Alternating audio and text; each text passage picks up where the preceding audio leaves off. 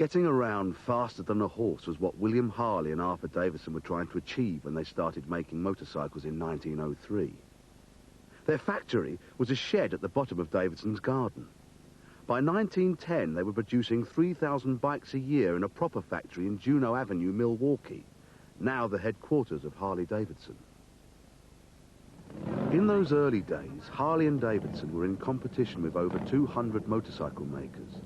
Names like Reading Standard, Wagner, Hudson and Flying Merkel all stopped production after a few short years. But it was this melting pot of ideas and engineers that helped kickstart America's modern industry.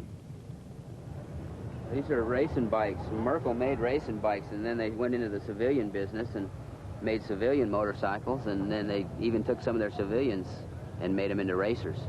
Well, these were probably designed for the upper class type people, richer people, you know. Most guys went and bought Indians and Harleys, but some of the guys went and bought the expensive bikes like the Thors and the Merkels and the Emblems and Cyclones.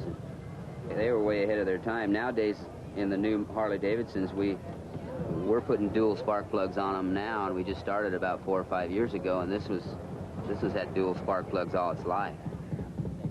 The Merkel ran off a mixture of pure alcohol and oil. 2 plugs per cylinder ensured that at least one plug fired if the other oiled up. The actual relationship with the pistons and the crank and all that stuff is way advanced. Harley they took the geometry on a Harley motor and they screwed it all up to get it in the frame so people can run it. These guys didn't care about that. They made it geometrically correct to begin with, and that's why they were good. The geometry of a V-twin can vary, but 2 cylinders set in V formation characterizes the American motorcycle. With their love of big engines, Americans often say there's no substitute for cubic inches, and the V-twin format, 1 cylinder behind the other, enables engineers to give the motorcycle a large cubic capacity whilst retaining a narrow profile.